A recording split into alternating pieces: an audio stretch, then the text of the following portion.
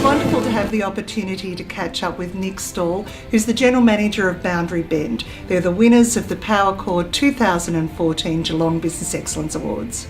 Now Nick, how did you feel when Boundary Bend was announced as the winner of the Geelong Business Excellence Awards this year? Oh, it was a real buzz. We were really excited about it. So we won the early award in the night, which was fantastic for the manufacturing and export, but to win the big one and be recognised locally was absolutely fantastic, especially for the guys who came with us on the night and the guys and girls. It was just a very good feel-good moment from a local perspective. Now going back to the Manufacturing and Export Award, that was an exciting one to win, and particularly in a city like Geelong, that's a really important award, isn't it? It is. So manufacturing's obviously getting a bit of negative push in Geelong, so to be recognised for that in Geelong and then a couple of weeks ago be inducted into the Hall of Fame, the Victorian Government Manufacturing Hall of Fame, that was for us as well. So it's been a real push for us and it's a big part of our business. What's next for Boundary Bend?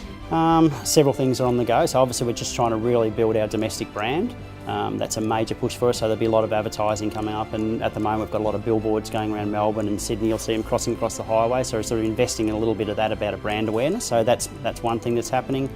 Our production line's getting upgraded, so that'll be signed off Wednesday this week coming up, and then that'll be delivered to us in mid-September for implementation around November, December. So increasing our bottling efficiencies or speed from 5,000 bottles an hour to 15,000 bottles an hour. That's absolutely fantastic. And I believe that you're going to be taking this model overseas. That's right. So we're having a go in the California landscape. California, like the Mediterranean version of us in around Victoria, around the Murray River, is a perfect area for growing olives. And it's very good in California, but there's some things that haven't been managed properly over there and they haven't had innovative people sort of doing the right thing. So we're looking at it as a bit of an opportunity. So we've bought a site in Woodlands area of Sacramento, and we're going to do a version of what we've got here in Geelong and Broderick Road. So it's basically a tank farm, except we're going to be doing processing on that side as well. So contract processing and crushing olives for people, and then eventually building our own grove with the bottling line, the whole bit. So we've got some people heading over there.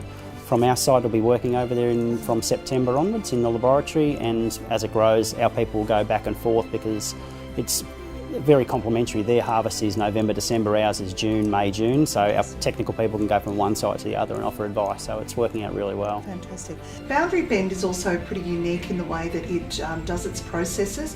You're actually involved right from the twig and planting it right through to the supermarket. Maybe explain that to us. Yeah, so separate to and opposite to what the others do that we compete against, they're basically marketing companies buying bulk oil in from overseas and bottling, and that's all they do. So what we do is we control the whole process. So we grow it from the absolute cutting, so we'll go up to our groves, basically cut off branches, turn those into little trees, grow them all the way through in Geelong here, up stages, so a very manual process, changing from pot to pot to pot. We then send them up to our farms, we farm them, we process them on site. So again, different to what the Italians and the Spanish do, we take the olives off the tree and within 4 hours they're crushed and turned into olive oil. We then market the olive oil, bottle the olive oil, store the olive oil. So it's a complete tree to table traceability. And every stage of that process we try to be innovative and try to be leaders and try to look for different ways, one to save money and also to do the right thing. And I suppose a prime example of that's at the processing area. When we crush the olives, you end up with skin and you end up with pit, which is the pip. What we've discovered a process where you actually dry that pit out and we turn it into little briquettes, and that's now become our power source in our processing plant. So we're running our own power out of our own stuff, and the rest of it goes to fertilisers on the tree, so nothing's wasted and we're turning it into a renewable energy source. It's fantastic. Wonderful for the Geelong Business Excellence Awards to have such an amazing winner, and we just wish you all the very best of success in the future. Thanks very much, Roxy.